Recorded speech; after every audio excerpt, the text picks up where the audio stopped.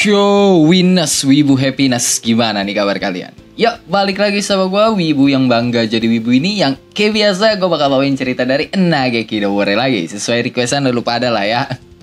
Dan ya sebelum ke cerita kali ini, gue mau ngingetin dulu nih, buat lu yang belum nonton video rangkuman WN Nageki no Wore sebelumnya, lu bisa lah cek ke playlist karena ya di situ ada playlist dari rangkuman novel Nageki no Wore, atau ya lu bisa langsung cek deskripsi aja lah ya. Di situ ada link dari playlist rangkuman novel Nageki no Wore ya, lebih tepatnya si WN. Dan ya lu bisa nonton video sebelumnya dulu lah, biar lu nggak pusing kalau langsung nonton video yang ini. Dan perlu gue ingatkan, ingat ya, yang gue bahas itu WN-nya, oke, web novel ya, bukan light novel ya. Jadi kalau misalnya ada perbedaan dari apa yang lu tahu ya, lu bisa cross check dulu lah. Ini yang gue baca WN-nya atau LN-nya. Nah, cerita kali ini dibuka sama Cry itu kan, yang udah balik ke gedung klannya. Dan ya dia lagi ngobrol lah tuh sama Eva soal kejadian di gereja sebelumnya yang kalau kata Cry ya biasa aja kok, nggak gimana-gimana. Tapi ya Cry itu kayak kelihatan seneng banget lah. Makanya Eva heran. Biasanya kan ya Cry kalau abis ngeliatin kejadian yang kayak chaos gitu ya, itu ya bakal banyak ngeluhnya, dan kok ini malah seneng gitu loh. Terus Cry juga ngasih tahu kan ke Eva kalau sisa masalahnya itu bakal diurus tuh sama party Starlight atau ya party para elf yang ada di Clan First Step. Tapi ya Eva di sini kayak ngerasa nggak nyaman gitu lah, karena ya masalahnya kan belum kelar, ditambah ya ini masalahnya itu datangnya berentetan gitu. Mereka benar-benar nggak dikasih jeda sama sekali lah. Eva tahu kalau ada Cry kemungkinan bakal ada masalah, tapi ya sebelumnya nggak pernah separah ini. Maksudnya ya yang udah-udah kan kalau ada masalah ya udah gitu loh, satu doang, abis itu clear. Masalah lain datangnya bakal ada jeda lah. Sedangkan sekarang itu datangnya beruntun gitu loh. Nah, Cry di situ nyuruh Eva kan buat pergi dengan alasan ya udah aman, udah nggak ada apa-apa. Padahal mah ya Cry lagi pengen mager-mageran aja. Tapi ya Eva itu nolak karena ya dia udah nyiapin diri nih, kayak yang gue bilang tadi lah. Eva itu tahu lah kalau di dekat Cry pasti bakal ada something lah ya. Makanya ya Eva itu udah siap secara fisik dan juga mental. Apalagi ya dia kan udah dikasih save ring nih sama Cry yang dia pasang dengan bangganya di jari manisnya ya, yang ya dalam tanda kutip ini ya. Eva di sini kayak udah siap secara lahir dan batin menerima segala kekurangan dan kelebihannya Cry. Terus Eva ngelaporin tuh kan soal Liz sama Tino yang juga ada di gedung Clan First Step, yang spontan bikin Cry itu seneng banget karena ya semuanya berjalan sesuai sama apa yang dia pengen. Soalnya kan gini, Cry itu pengen artefak terkutuk buat dikasih ke Liz biar ya Liz itu nggak rewel lah. Nah, artefaknya udah didapat nih ya sama Cry dari gereja, walaupun ya Cry itu nggak tahu itu artefak terkutuk atau bukan. Yang penting ya dia punya hadiah aja lah buat Liz, dan ya sekarang kan tinggal dikasih doang nih ke Liz ya. Liznya malah udah ada sendiri di gedung Clan First Step. Makanya ya Cry mikir, wah ini sesuai sama apa yang kurencanakan ini. Yang artinya ya di sini kita agak curiga lah ya, ada apa ini gitu loh. Bala apa lagi yang bakal Cry bawa kali ini. Dan ya udah abis itu Cry nyamperin Liz tuh kan sama Tino, yang pas pintu ruangannya dibuka ya kan, Cry itu malah ngeliat Liz lagi nyekek Tino. Yang pas Liz sadar kalau di situ ada Cry, Tino langsung dibanting ke lantai sambil nyapa Cry ya. Cry di situ cuma senyum kaku aja lah sambil muji-muji Liz dan nyoba ngelupain apa yang baru aja dia lihat.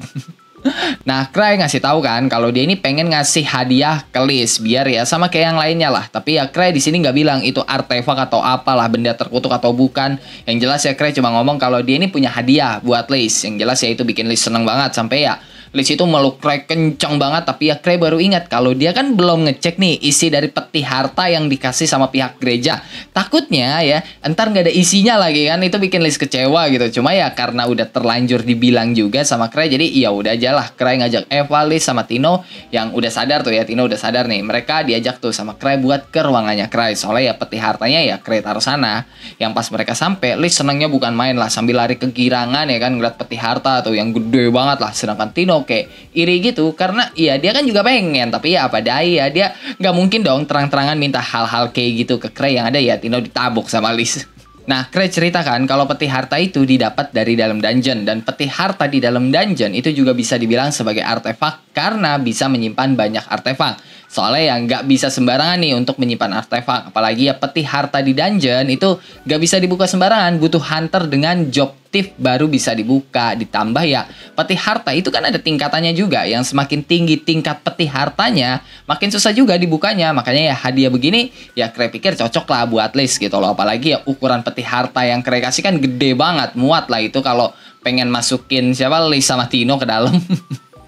Dan sebenarnya pas di gereja sebelumnya ya, Cray itu disuruh milih tuh sama pihak gereja mau peti harta yang mana. Karena ada banyak banget yang ya dibawa sama pihak gereja dari dalam dungeon lah. Dan Cray dengan pedenya milih peti harta yang paling gede. Karena ya dia mikirnya, wah Liz pasti bakal seneng nih kalau gue kasih yang ini gitu. Nah, Liz nyuruh Tino tuh kan buat ngebuka peti harta itu yang spontan bikin Tino kaget lah. Sedangkan Cray dia ngira kalau Liz ini lagi pengen ngelatih Tino aja biar bisa ngebuka peti harta tingkat tinggi. Tapi ya sekalian juga harus was-was gitu loh. Mengingat ya peti harta kan pasti punya jebakan. Makanya ya Cray juga agak ngegeser Eva tuh biar ngejauh. Yang kalau misalnya ada apa-apa Eva nggak kena dampaknya lah.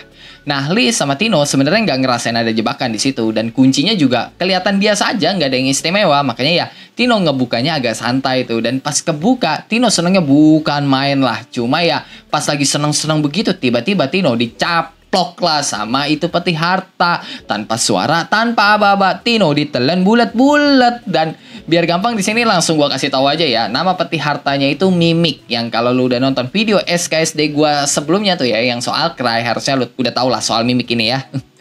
Nah, Liz, Cray sama Eva bengong tuh kan, kaget terus bingung. Mereka belum bisa ngerespon nih sama apa yang baru aja terjadi dan yang pertama kali sadar itu Liz gitu loh yang langsung deketin Mimik. Tapi ya sama aja, Liz juga langsung dicaplok bulet-bulet sama Mimik. Yang spontan Eva panik lah, dia langsung nanyain tuh ke Cray kan. Tapi ya Cray yang juga nggak ngerti ya dia diam aja. Makanya ya Eva nyoba tuh buat manggil Art. Tapi ya pas Eva jalan nih ya, pengen jalan lebih tepatnya keluar ruangan, dia langsung dicaplok juga sama Mimik. Yang wah Cray di situ langsung pusing banget sampai mual sendiri. Dan karena ada suara berisik tadi ya kan, karena Eva juga sempat teriak gitu loh. Itu si Lyle, Seven sama partian mereka ya, partian mereka masing-masing lah. Itu pada datang tuh, tapi ya semuanya langsung dicaplok juga tuh sama Mimik. Padahal ya mereka baru aja masuk gitu loh ke ruangan Cray. Jadi kayak mereka baru masuk ya kan ngecek ada apa nih, tiba-tiba cilup. Bah, ya mereka di plok ya, ditelan bulat-bulat lah tuh sama Mimik.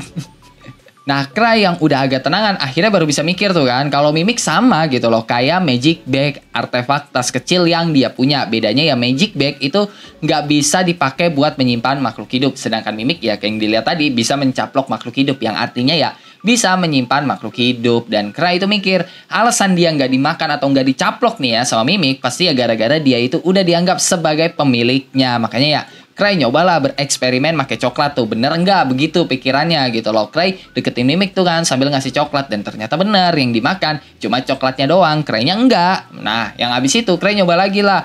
Prinsip buat ngambil barangnya sama enggak nih kayak Magic Bag gitu loh. Makanya ya Cray nyoba tuh masukin tangannya ke dalam Mimik sambil mikir nyari coklat yang tadi dia kasih. Dan bener aja Cray bisa ngambil coklatnya yang tadi. Makanya ya abis itu Cray masukin tangannya lagi sambil mikirin pengen Eva. Ya ini agak ambigu sih, tapi ya emang translate-nya begini ya, pengen Eva gitu loh. Yang abis itu ya bener aja Cray bisa narik Eva yang wah di situ Eva linglung, dia nggak tahu sama apa yang terjadi. Dan Eva ceritalah kalau di dalam itu gelap banget, dia sama sekali nggak bisa ngeliat apa-apa dan jalan kemana juga nggak ada habisnya gitu loh. Yang diceltukin lah sama Cray ya kayaknya itu wajar deh, soalnya ya ini peti harta kan sama kayak Magic Bag yang spontan. Eva langsung ngomel lah kayak istri ngomelin suaminya gitu, kenapa sih kamu nggak ngasih tahu aku ya, kira-kira begitulah ya omelannya Eva ke Cray. Dan ya udah abis itu Cray nyobalah buat ngambil semua orang yang tadi dicaplok tuh sama Mimik. Yang pas udah dikeluarin ya kan semuanya nggak ada satupun tuh yang marah, malahan ya mereka semua itu pada bingung sama apa yang baru aja terjadi. Nah, Liz cerita kan kalau dia sebenarnya bisa keluar tadi, tapi ya pas dia megang Tino buat dibawa keluar, tahu-tahu ya jalan keluarnya itu ketutup gitu loh. Terus Liz juga bilang kan kalau dia ini sempet nih ngelihat kota di dalam Mimik. Dan Cray dengerin aja, dia diem aja di situ nggak komen apa-apa karena ya dia nggak kebayang aja ini Mimik abis makan apa aja dah sampai bisa ada kota di dalamnya gitu loh. Yang artinya ya Mimik itu luas banget dong kalau sampai bisa ada kota begitu. Terus Eva ngasih tahu kan kalau Cray mau ngejual Mimik, semua utangnya Cray bisa langsung lunas nih. Bahkan ya Cray juga bisa ngebangun gedung klan kedua atau ya gedung cabang lah yang jelas langsung ditolak sama Cray karena ya dia sebagai kolektor artefak mana mau lah ngejual artefak langka begini. Dan ya udah abis itu semuanya bubaran kan kecuali Tino tuh yang diem doang, Cray yang ya juga sama diem doang di situ, dan Liz yang kecewa karena ya hadiahnya begitu doang. Soalnya ya Liz kan pengennya apa ya dapat artefak atau benda terkutuk gitulah kayak teman-temannya yang lain gitu loh. Tapi ya di sini Liz langsung sadar ya kan kalau Tino kayaknya diem doang nih kayak nyembunyiin sesuatu gitu, kayak ngumpetin sesuatu, makanya ya langsung ditembak lah tuh sama Liz. Ngumpetin apaan lu? Yang spontan Tino kaget lah ditembak begitu, apalagi ya Liz itu melototin dia tuh, makanya ya refleks Tino diri dan pengen ngasih sesuatu tuh ke Cray kan, tapi ya dia malah jatuh gara-gara diselengkat sama Liz dan ya udah gelinding lah itu artefak cincin ke kakinya Cray. Yang kalau kata Tino dia nemu itu pas awal masuk ke dalam mimik tadi. Nah sama Cray diambil tuh cincinnya sambil ngomong kalau ini sesuai sama apa yang dia rencanakan. Yang jelas itu bikin Liz sama Tino bingung kan, dan Cray berspekulasi kalau kota yang ada di dalam mimik tadi yang dibilang sama Liz kayaknya itu dibuat sama seseorang, atau ya lebih tepatnya sama orang-orang yang telah hilang ditelan sama mimik. Makanya Cray nyobalah buat narik orang-orang dari gereja yang dikabarkan menghilang entah kemana, dan bener aja Cray berhasil tuh narik sampai puluhan orang-orang gereja yang kabarnya pada ngilang kan. Dan Liz nanyain apa mereka yang ngebuat kota di dalam mimik, tapi ya kalau kata orang-orang gereja itu ya kota yang ada di dalam mimik emang udah ada dari awal gitu loh. Mereka nggak ngebangun apa-apa, dan mereka itu juga ngasih tahu kan kalau di dalam itu mereka nggak ngerasain lapar, nggak ngerasain aus, nggak kayak pengen kencing, nggak juga pengen berak gitu. Jadi nggak ngerasain apa-apa, ya udah los aja gitu loh. Dan ya udah habis itu Cray nyuruh mereka buat balik sambil nyuruh mereka buat ngerahasiain apa yang terjadi di dalam mimik. Dan ya udah mereka nurut aja, mereka pada balik tuh kan. Yang pas orang-orang gereja itu udah pada cabut, barulah di situ Liz sama Cray diskusi, atau lebih tepatnya mereka menyadari sesuatu lah kalau orang-orang gereja tadi itu bukan dari zaman mereka. Mereka itu datang dari zaman yang berbeda, soalnya ya baju yang mereka pakai itu beda sama baju gereja yang ada di zaman sekarang. Dan mereka itu juga dapat satu kesimpulan kalau di dalam mimik ya emang nggak ada konsep waktu, jadi ya wajar kalau orang-orang gereja tadi itu tidak menua.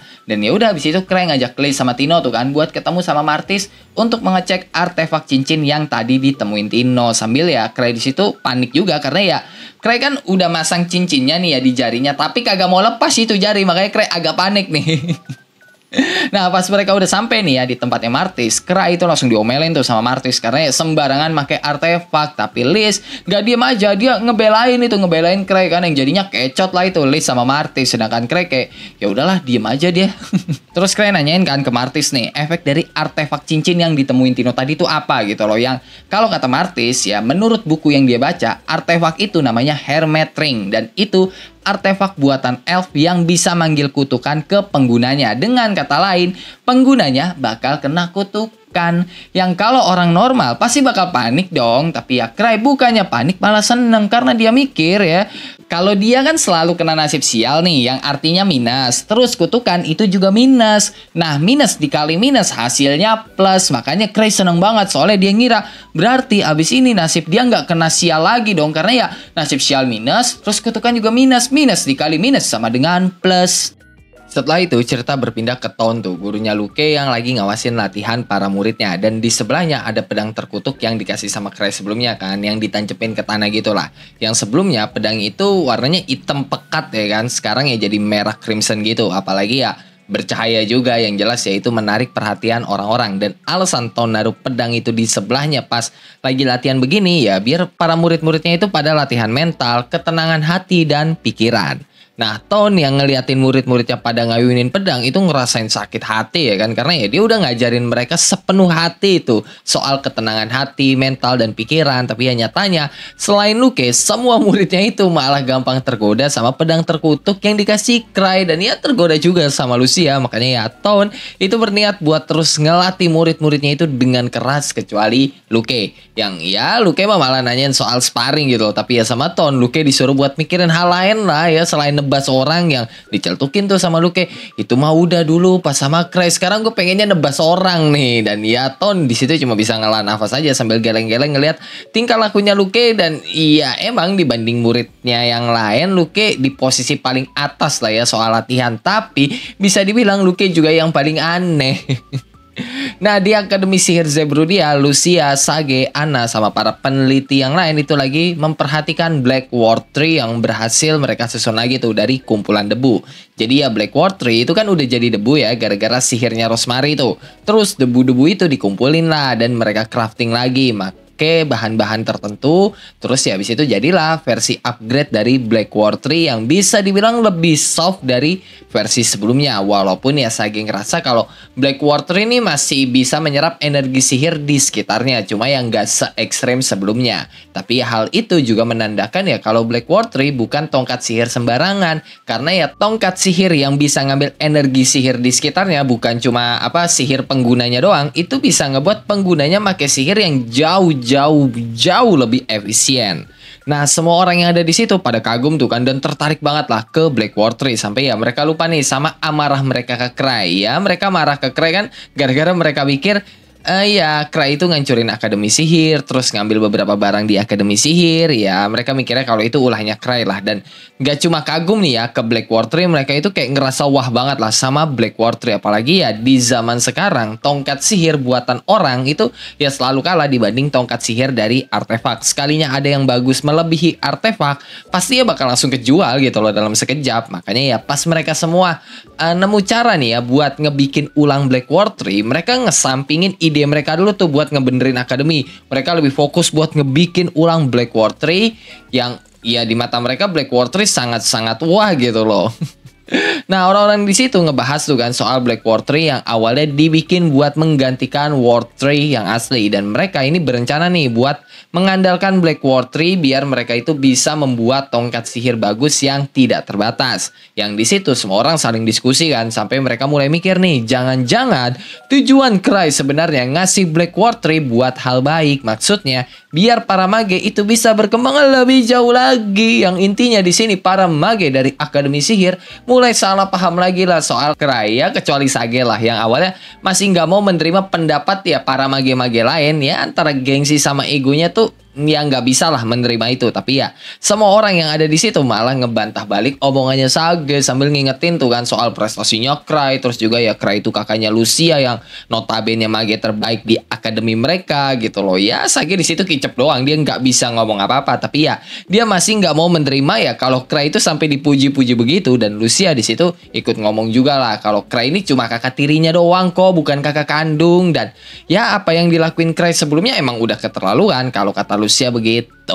Nah, mereka lanjut tuh kan ngebahas penelitian mereka kali ini, atau ya sesuatu hal yang ingin mereka teliti lah yang bakal menggunakan Black War 3. Tapi ketua atau pemimpin penelitinya itu belum ada nih, yang akhirnya ya semua orang sepakat kalau Sage yang paling cocok lah buat jadi pemimpin penelitian kali ini, yang ya walaupun agak terpaksa diterima juga lah sama Sage. Dan ya udah habis itu semua pada bubaran tuh kan, dan para ciwi-ciwi ya, mage-mage ciwi itu langsung ngomong tuh ke Lucia, titip salam ya ke abang lu yang langsung diplototin lah sama Lucia.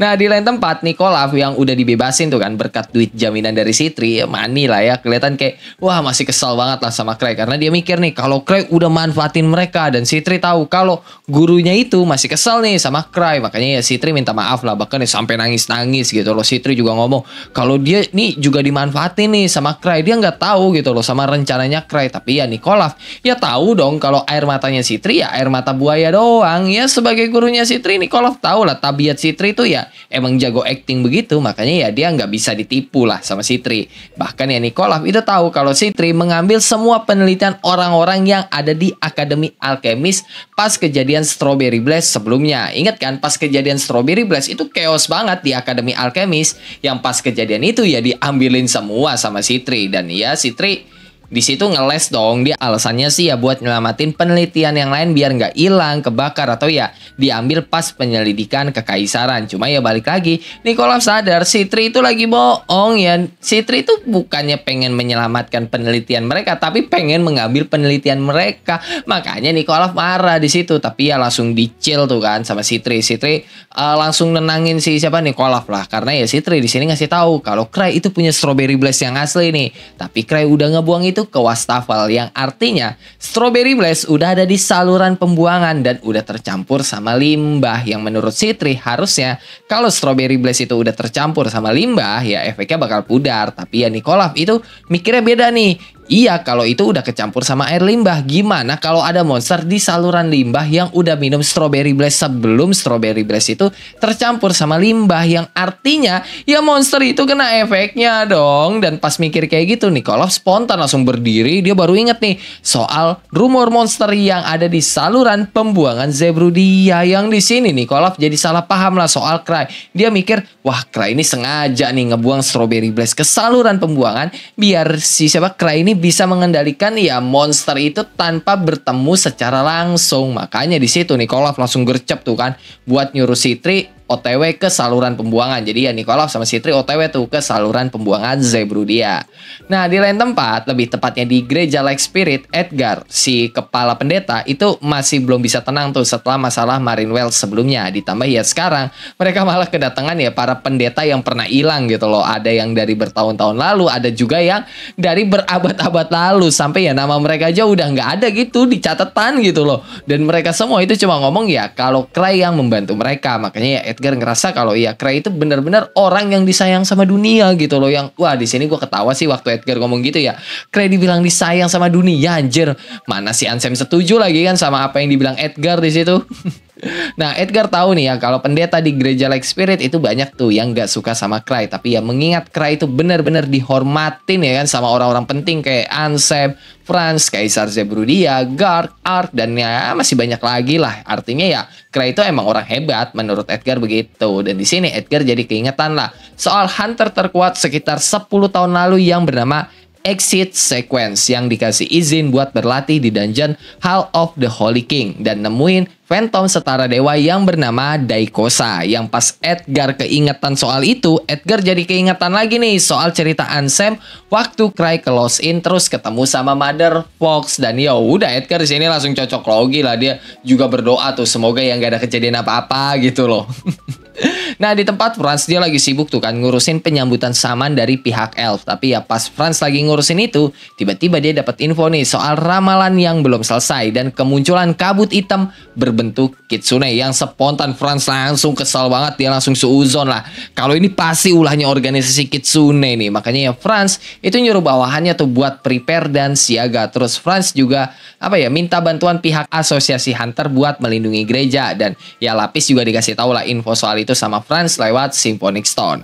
Nah, di Lost Inn, Brother Fox lagi ngeliatin adenya tuh, Sister Fox yang lagi ngerogoh-rogoh tempat artefak. Makanya ditanyain lah sama Brother Fox, lagi nyari apaan sih lu? Yang kalau kata Sister Fox, dia lagi nyari barang terkutuk. Setelah itu cerita berpindah tuh kan ke Tino yang dapat tugas buat jadi pengawalnya Cry. Walaupun ya sebenarnya Cry nggak ada rencana nih buat keluar, tapi ya Tino nggak peduli karena ya selama bisa berduaan sama Cry ya dia udah seneng gitu loh. Tapi ya itu cuma halunya Tino doang karena ya sekarang dia malah ngeliat Cry yang lagi ngomong sama Karpet. Tapi ya Karpet yang malah kelihatan kayak nggak seneng gitu loh, kayak orang jutek. Bahkan ya Karpet itu sampai nabok tangannya Cry yang pengen megang dia. Cuma ya Cry di sini nggak marah. Dan Tino yang ngerasa dikacangin gegara makhluk yang bukan manusia, yang merasa terhina dong. Dia kesal terus maju kan. Yang spontan Karpet langsung terbang terus ngumpet tuh di belakangnya Cry kayak jubah gitulah posisinya. Dan itu bikin Tino makin kesal lagi. Sedangkan Cry dia malah mikir daripada naikin Karpet kayak kendaraan, mending dipakai kayak jubah aja nggak sih. Dan ya nggak lama tiba-tiba Hook datang tuh kan kayak orang yang udah mau mati lah. Dia datang-datang langsung tepar gitu aja di depan Cry.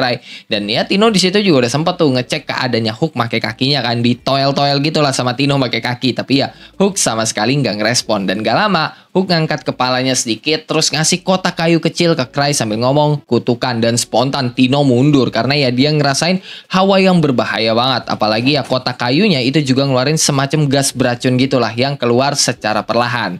Nah, Tino itu kan loncat mundur tuh gara-gara ya dia ngerasain hawa yang berbahaya. Tapi beda nih sama Cry. Cry itu malah kepo gitu loh. Dan ya udah tanpa rasa bersalah sama sekali ya kan, sama Cry itu kotaknya dibuka. Dan oke lah, cukup sampai di sini untuk cerita kali ini. Gimana nih coba menurut lo soal cerita kali ini? Bagus atau tidak? Coba tulis tanggapan lo di kolom komentar. Dan ya, seperti biasa sebelum mengakhiri video ini, gue mau bacain beberapa orang yang telah donate di Saweria gue. Yang pertama ada dari suaminya Lucia. BTW, gue fans lu bang, dan semangat terus bahas Nagekinya walaupun gue yakin udah muak. Ya semangat, thank you ya suaminya Lucia. Dan ya bener sih, gue udah mulai agak-agak muak gitu kan buat ngebahas Nageki lah. Tapi ya udah aja lah ya. Semoga ya apa yang gue sampaikan itu tetap tetap bisa menghibur kalian lah, walaupun gue udah muak ya. Terus kedua ada dari suaminya Lucia lagi. Bang, di LN volume 4, Grieving Soul menganggap kalau Tino tuh istimewa. Emang apa alasan yang ngebuat Tino sampai dianggap istimewa sama teman-teman Cry, Bang? Ya alasannya karena Tino orang pertama yang di luar mereka ya, di luar Grieving Soul dijadiin murid sama Cry. Jadi karena mereka semua menganggap Cry itu macam kayak wah banget ya kan, terus tiba-tiba mengangkat murid, mereka menganggap kalau wah Tino ini istimewa gitu. Ya gara-gara itu sebenarnya, sesimpel itu aja. Terus ketiga ada dari Axis Cold Flower. Aduh. Kalau Dewi Eris bikin taruhan ke Kazuma buat ngambil pansunya, kira-kira siapa yang menang? Kayaknya Eris sih. Kayaknya Eris harusnya masih menang ya. Karena ya kita tahu Eris itu kan ya gitulah ya, Dewi keberuntungan ya, Dewi hoki lah ya. Terus selanjutnya ada dari Jumon, pencinta Sitri Cegil. Aduh, dia suka sama Cegil guys ya.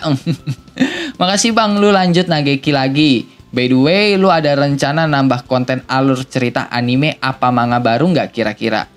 Untuk saat ini belum ada ya, gue belum ada rencana untuk menambah cerita dari ya anime atau manga baru, belum ada, belum kepikiran, kecuali ya Regressor Instruktur Manual gue udah kepikiran buat ngebahas novelnya ya, cuma ya nantilah ya, kita lihat aja. Terus selanjutnya ada dari Pram, bingung mau ngetik apa? Iya, tinggal ngetik, itu lu udah ngetik Thank you ya atas donate-nya Pram. Dan terakhir ada dari Chef Penguin. Candu banget sama pembawaan, apalagi kalau bawa Nageki. Aduh, emang seperti apa sih cara saya membawakan cerita tuh sampai kalian tuh nagih gitu? Gimana sih? Kenapa? Padahal gue merasa kayak ya udah gue cerita biasa aja gitu, kayak kayak waktu lagi di tongkrongan gitu, kayak kayak ngobrol sama temen aja. Kayak iya gimana? Gak ada yang istimewa menurut gue loh. Dan sekarang gue mau bacain beberapa orang yang telah komen di video-video sebelumnya. Yang pertama ada dari Andreas Christopher. Ternyata siksaan Cray ke Ansem tidak sia-sia karena ya bisa bertarung melawan kutukan dan menahan serangan Lucia Chan. Waduh. Yalah, siksaan Cray itu ke Ansem ya bisa dibilang ya nggak sia-sia ya. Ansem tuh benar-benar dijadiin kelinci percobaan. Ditendang-tendang sama Cray anjir di dalam dungeon, cok. Terus kedua ada dari Lord Arata. Di mana ada Cray, di situ kesialan Cray berada. Entah itu dari teman-temannya atau dari partinya sendiri. Ya nggak aneh lah. Ini aja tiba-tiba Mimik ya dicaplokin semua tuh sama Mimik tuh atu-atu ya, ditelan semua itu. Ya emang begitulah ya. Mau Cray ada di mana pasti ya bakal ada kesialan ya. Teman-teman Cray juga kayaknya bawa nasib sial juga ya. Terus ketiga ada dari Ahmad Dasat. Bahas series Sukaino Blade Dance Bang. Duh, gue gak tahu apa yang mau gue bahas anjir dari series Sukaino Blade Dance, jujur asli. Gue tuh dulu mungkin ya zaman kuliah tuh tertarik banget sama cerita series Sukaino Blade Dance yang wah itu gimana ya, kayak gue emang suka Magic Academy apalagi digabung sama Swordsman gitu. Itu gue emang suka banget gitu. Tapi buat akhir-akhir ini kayak gak tahu kenapa kayak malas aja sih buat ngikutin cerita modelan series Sukaino Blade Dance. Lebih tepatnya series Sukaino Blade Dance ya doang ya yang gue kurang suka karena kebanyakan loli anjir. Aduh, ya itu ya gitulah. Yang padahal ya dulu tuh gue ngikutin gitu cerita series Sukaino Blade Dance, tapi ya buat akhir-akhir ini kayaknya nggak terlalu gimana-gimana sih buat gue ya. Dan terakhir ada dari Bang Don Gaming. Itu kenapa Igris malah nyasar ke Nageki? Aduh, itu ya karena Shadow Knight dari Nageki no Bore belum dikasih ilustrasinya. Sebenarnya sih ada ya, cuma ya di volume selanjutnya, bukan di volume ini. Jadi ya nanti aja ya kita kasih ilustrasi dari Shadow Knight dari Nageki no Bore. Ya intinya sama-sama Shadow Knight lah ya. Jadi ya kayaknya nggak ada masalah gue kasih foto Igris juga. Kecuali kalau gue kasih foto Beru. Nah itu baru salah ya, karena dia bukan nyamuk.